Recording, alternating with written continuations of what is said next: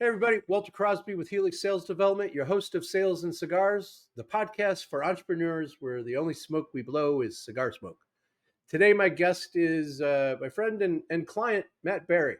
Matt's the VP of Sales and Marketing at a 70-year-old family owned life safety business outside of Chicago called Reliable Fire and Security.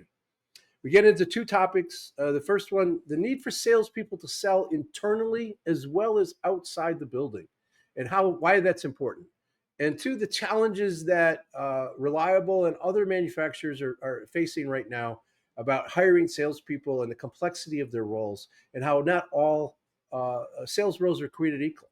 So, if you're viewing this episode, you'll notice that there's a little wardrobe change about halfway through. Originally, recording date, my power and internet all went down due to my local utility killing a line. So we get into talking about cigars and bourbon and Jack Daniels. So go grab a cigar, grab a cocktail, strap in for another exciting episode of Sales and Cigars. Thanks.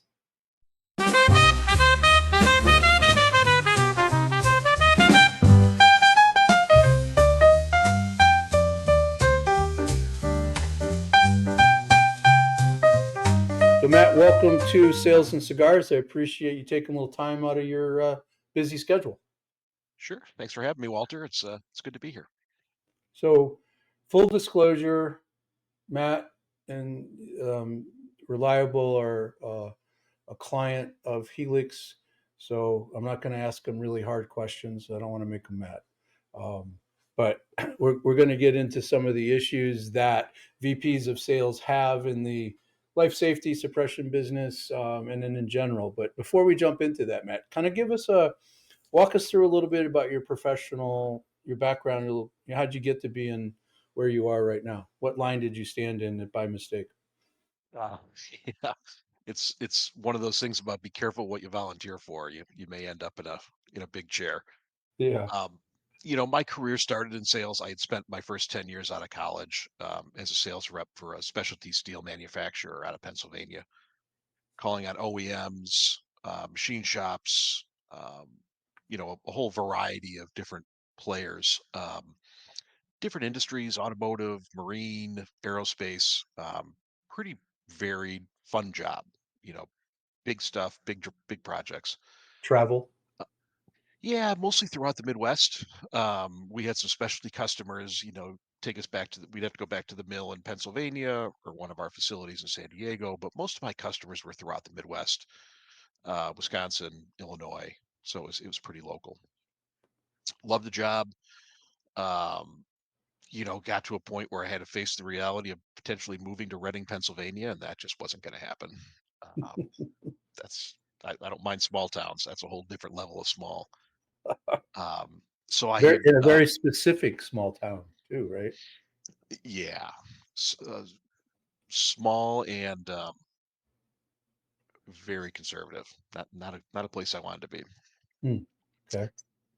So I had an opportunity to go to work for an investor who I had known for years, and my deal with him was I wanted to learn how to run a company. It would always kind of been my dream to be president of a company, learn how to run a company. And he said, sure, come on in here. Assure me you'll work your ass off and I'll show you everything you need to know about running a company. And I spent 15 years for him in the boot camp of how to run a small business, or how to get a small business to a mid-sized business is really where we ended up. How do you Various define different, mid-size? just based on revenue. The last company I ran there was about $25 million in annual sales. Okay. Um, and we started at 2 million. Um, so there was a lot of growth in there, organic and through acquisition. But through there, all the companies that I worked on, since my background was sales, I always kept the sales department under my umbrella. It was just always, it was home for me. It was what I was comfortable with. And the investor I worked for had a mantra. He grew up as a sales guy too, and his mantra was nothing happens without a sale. And so no matter what I was doing, I always kind of kept that close to me so I could control you know, the the process of flowing orders into the business. So, 15, 20 years doing that was a lot of fun. And there was a startup in the middle there that was like 4 years underwater. Um, so I just happened to come across Debbie Horvath, who owns Reliable. I was transitioning out of the startup that we were doing, and just kind of a great chance to get back into the sales game and just focus on growth as opposed to all the headaches around running a company every day. Yeah. Now you just have the headaches of a sales department. That's all. Yeah, which turns out are the majority of the headaches of running a company every day. So, yeah. I remember when I was talking to Debbie early on, and she was excited about bringing you on because of your background, because of your breadth of knowledge of understanding that all aspects of a company, right? Because finance, accounting, operations, service, all of those things, it's a team effort, right? Nothing happens unless we sell something, but as salespeople, we don't want to go make whatever we sell or go deliver whatever we sell. At least I didn't. Um, so we do have to figure out a way to play nice in the sandbox with everybody else. Yeah, and I think that's kind of a concept that's easy for salespeople to overlook. We commission them based on on sales and close, close, close, close, close. But at the end of the day, it's got to be profitable. It's got to be work that's clearly defined for the people that have to execute that sale. And having a respect for the whole ecosystem, everything that's involved in that process, I think is really important. Um, it's not what you want salespeople focused on, but they have to understand what's involved with all that. Well, I think the word you use there, respect, is the right word. That there are other people involved in the delivery of our offering, and if we're not providing them the information that they need to do their job, if we're not setting the right expectations with the customer, I mean, every customer wants something faster than we want to deliver, but at the end of the day, we got to help manage those expectations so the rest of the team can have a level of success, and they're not always under the gun. How do we, business acumen is something that I see a lot of salespeople. You have it, but the salespeople we manage, like, they don't always have that understanding of top line revenue, bottom line, you know, what we get to keep at the end of the day, what falls through to ownership, and all the little pieces that come out of that. How do you deal with that, or how do you help salespeople understand that there's more than just the top line number margin? Yeah, it's a tough balancing act because you don't want them, like, again, you don't want them focused on all the things that might happen. You want them focused on closing that sale. But in our world, we're in the service business, and um, they're out selling hours basically. It takes X amount of hours to inspect a fire alarm system. It takes X amount of hours to inspect a sprinkler system. So we need them fully educated on, what is the work involved with that. So when we send a technician out, we're not quoting 5 hours on a job that takes 10 hours. So for us, it's about the training of getting them in tune with those inspectors and how much time do we really need. Uh, Beyond that, it's important for me to make sure that they're fully aware of all the people here in our office in the trickle down. How long does it take to schedule all these customers? It's one thing to book an inspection and say, okay, fine, I sold it. You guys take care of it.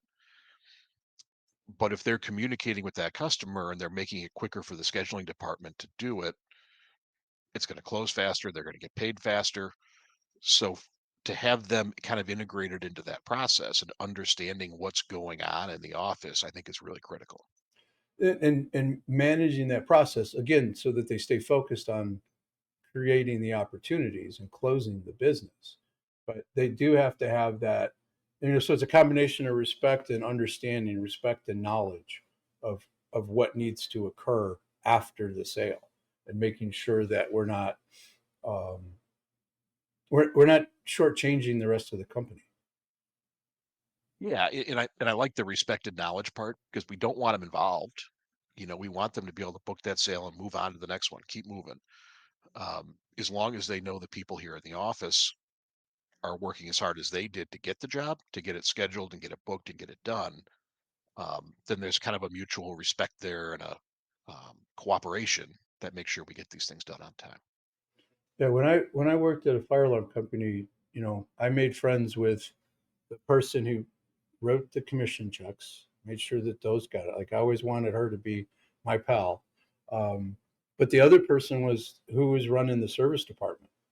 Um, I wanted to understand their workflow. I wanted to understand where they were in terms of backlog, and understand what we did as salespeople that could put them in a better position to win. Because as salespeople, we can change that dynamic with our customer, and sometimes we could defend the service department when they needed defending. And it was, to me, that opened up a line of communication with the person sending the text out. But it also just it gave me a better understanding of the business.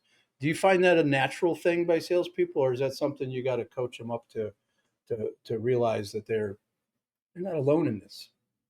Yeah, it's something you got to coach them up on because they're by nature the good ones are hunters and they're out there and they're focused on closing. And I think it's just an easy thing to say I've closed, not easy, it's a natural thing to say I've closed this, I'm turning it over. Now it's their problem. The part that I think really good salespeople learn is you're always selling something. Closing that sale is one thing, but having the relationships internally where you're constantly fostering those relationships internally just help remove so many roadblocks. Um, People buy from people they like, people help people they like. And so those schedulers, are they most likely to go do a little bit extra for the salespeople they like? Yeah. You know, It are the happened. inspectors likely to give you a little more information on something they do because they like you and they got a relationship? Yeah, they do. So, that's kind of the next step for a really good salesperson is to understand that you're selling internally too, you know, and that goes a long way.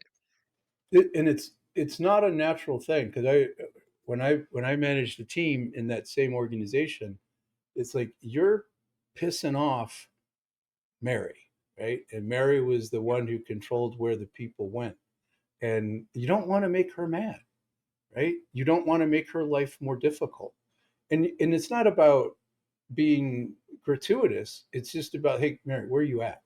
Like, what's going on next week? I got something that's coming up, but I don't want to throw a wrench in your system.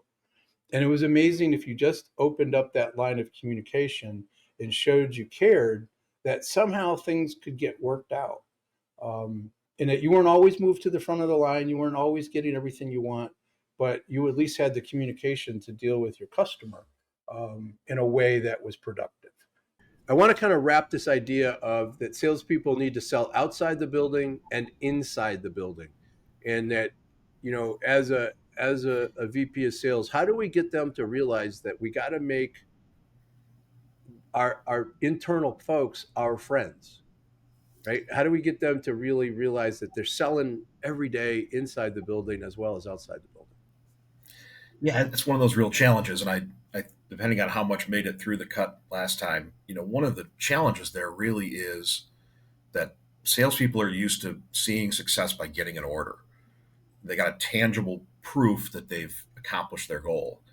But when you do that in the office, you don't get that PO. You don't get the tangible results. So I think it's really important to continue to remind the sales staff that it's the little things, it's the favors you need. It's when you drop in a phone call and say, listen, I really need this done. Can you help me? The more they can recognize that those people are helping them because they like them, they got a good relationship, they get along. Um, that helps them see that win. It helps them understand that they've done a good job of internal selling. But it's a challenge to get them to see that. It's a challenge, and I like the way you're putting that, where you're that they have to get those people to become their friend, at least build some rapport with them. And you know when I was doing what your guys do, I mean, I knew what my service coordinator, what she liked to drink, right? And I would, when I had a problem that I needed her help with, I would walk up the stairs to go see her in her little office, and I would plop down a caramel macchiato, And then she got to the point where she looked at me, she goes, "What's the problem today?" But the idea was that you do get feedback. You don't get the purchase order, but you get the feedback because they're willing to help you, right? Right. And the salesperson has to realize we need empathy for our customers, but we also need empathy for the people in the building that are trying to do the things that we need them to do. And if you show just a little bit of grace to somebody, even if they make a mistake, right? Yeah. Like, I'll handle that with the customer. Let me do it. Don't worry about it, right? That goes a long way. And I think that's a really strong point that you've brought up that salespeople need to really work on and be cognizant of it all the time. So let's talk a little bit about sales roles and the challenges of finding. I mean, you don't have this problem, but finding new, competent, aggressive, successful salespeople. Yeah. No problem at all. Easy. But to be fair, everybody's looking for the A players, and there's only a few of them out there, and they're all employed doing what we want them to do. So being able to be, because your sales roles, you have a variety of people that are in sales, but they're not typical sales roles.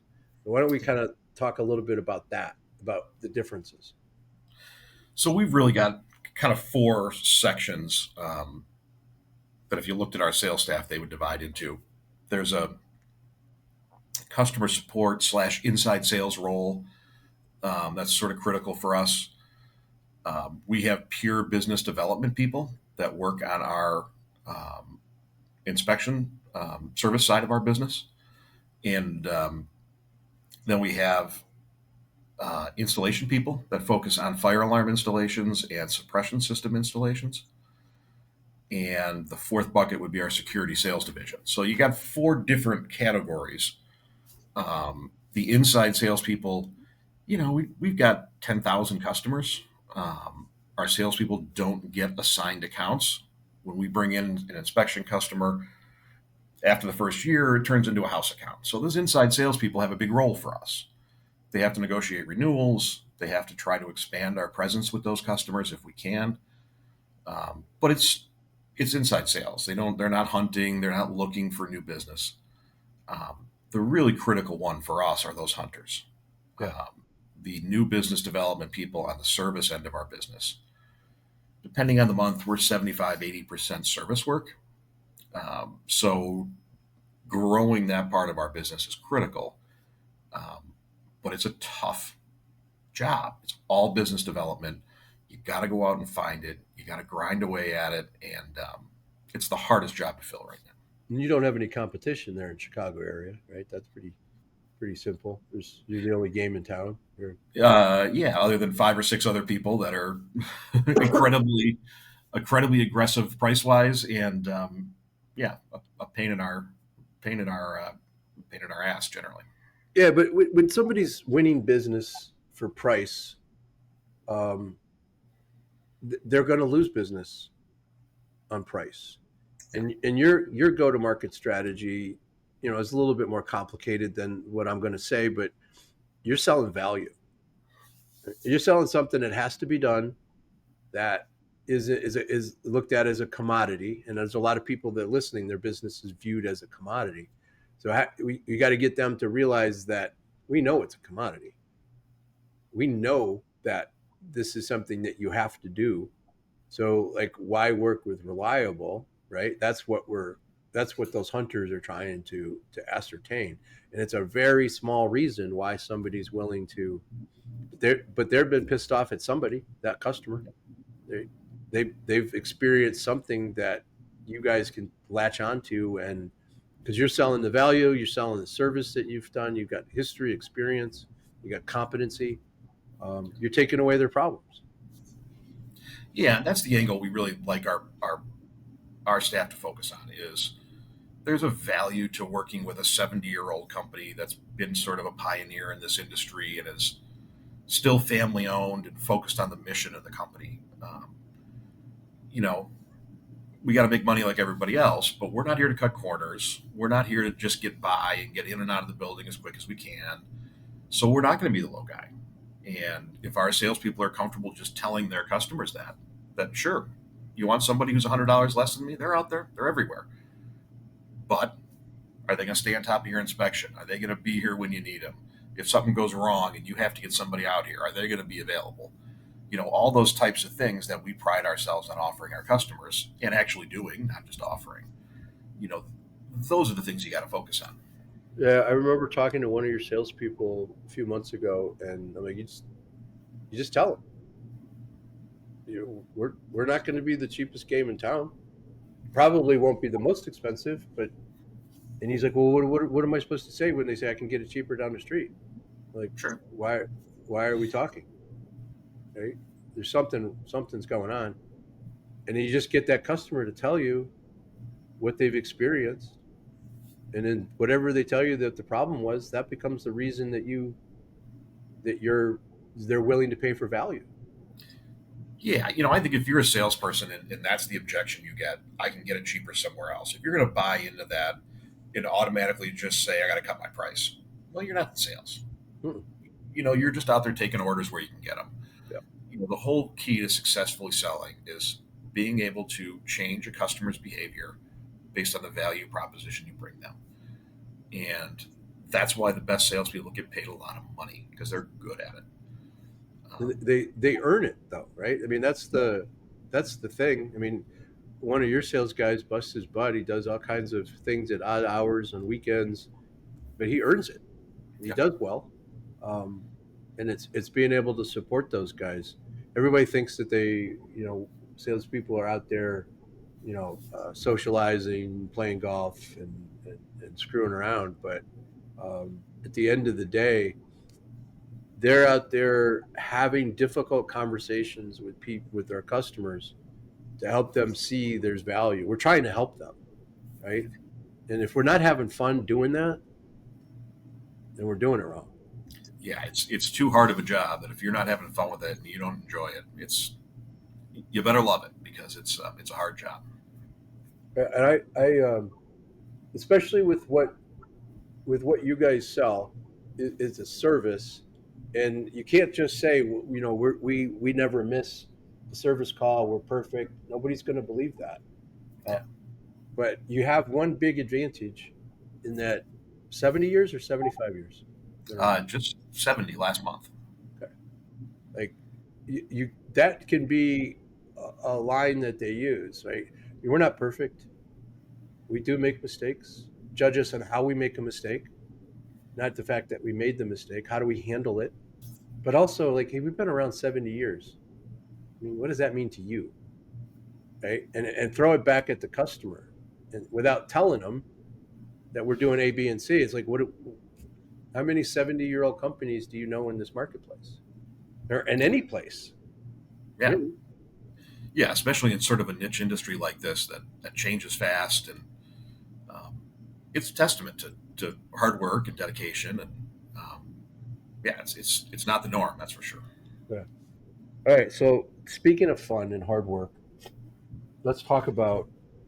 I want to transition a little bit to cigars, and we look different than what we were doing. You're in one of my favorite places, going to do some stuff that's fun, but let's talk a little bit about cigars and bourbon for a second. Perfect. What's your go-to cigar? Without, I was forever a La Gloria guy and smoked them for decades, and just recently, one of my friends is on a Cohiba kick, and so probably the last year or two, I've been buying those a box at a time, and got one on my desk, got one at the golf course. They're always around somewhere. But that's kind of where I've been. but you're on the bigger side, like mild bold, but more towards the bold. Yeah, bold, but a Churchill. I don't like anything too big. A nice Churchill's a perfect size for me. Especially on the golf course. Yes. Yeah. Yeah, I'm easily distracted. So if I'm smoking on the golf course and it takes me all 18 holes, that's not going to be good. How many cigars typically on a round? My habit would be on the 10th hole, unless I'm playing bad and I need a mood changer a little bit earlier. But usually in the 10th tee box, I'll fire one up, and that'll last me half the back nine or so. I was always one on the front and one on the back. I'm sort of retired from golf, but when you're so this was a pet peeve of mine when I was golfing with people. They would take their cigar out of their mouth on the green and toss it almost to the side. Like, and that green is full of Everything. yuck. Yeah, right. Yeah. So how do you do you keep it in your mouth when you're putting, or do you have a little stand that you use? No, I mean if I'm walking, I'll put a tee in the ground and just keep the end up off the ground. If I'm riding, I got some buddies that are real hard. They're really dedicated to this, and they have little clips they put on the golf cart so they can keep the cigar on the clip in the cart. I don't know that I get that carried away, but Oh, come on. I had a clip and an ashtray that fit into the cup holder that was built for a cigar. I had both. If you're not playing golf anymore, send that down to Chicago. I might use that. All right. Next time I come down there, I'll bring it with me. So last question on the bourbon, because I didn't ask relationship with cigars because we've had this conversation. So bourbon, you're at a nice venue this weekend where bourbon is somewhat popular. Is there a go-to bourbon that you look to? So I'm a little bit of a ruffian. I've been Ruffian. a Jack Daniels. I've been a Jack Daniels guy my whole life, and people always look at me sideways when I say that. But I've always just loved Jack Daniels. Around the house, I'll have 2 or 3 different bottles of different things. Buffalo Trace is a favorite. Woodford is always good. Double oak, I have not had the double oak. dude. Then you haven't had Woodford. You got to get the Really? Yeah. All right. I'll put it on the list. Yeah. That's the one that when you come down to buy your own barrel, that's typically the juice that they're putting in that is the double oak. Okay. All right. I'll define that. Yeah, it's I mean, Woodford's fine, but this is you won't go back. I'll tell you that. Yeah. But All right. it's funny, the Jack Daniels when I was still younger and making, trying to make money, living in New York, I had a Jack Daniels, and that just became my go-to for a decade. I just drank Jack Daniels, and people really, isn't that a little harsh? I'm like, it's charcoal mellowed, right? What are you talking about? Yeah. It does have a different taste to it, and technically, it's not a bourbon, but there's something cool about it. So, in the summertime, there's something called a Lynchburg lemonade that I'm very particular about, but I drink those a lot in the summertime. Problem is that they go down pretty smooth. Yeah, that's the danger there. All right. Well, I'm gonna we'll land it there with Jack Daniels, Cohibas. What's going to be the cigar that you smoked this afternoon? I have about 6 or 8 Cohibas sitting on the table next to me, so I'll have a couple this afternoon on the golf course, and whatever's left, I will have at the racetrack tomorrow. All right. So I'm just everybody knows I'm jealous. He's going to Churchill Downs to watch the Derby on Saturday, and I'll be sitting at a freaking barbecue at some friend's house, watching it on an outdoor TV with a cigar, though. Well, I was going to say, what will you be smoking tomorrow for the races? It will be probably a Fire of the Gods, little celebratory fancy pants cigar. I don't smoke those every day, but Nice. because at that kind of a barbecue, I got permission. I can be over in this part of the guy's backyard, right by the smoker where the brisket will be going, and all the other people will be over here away from me, which is my plan. So, Perfect. Sounds Yeah. like a great afternoon.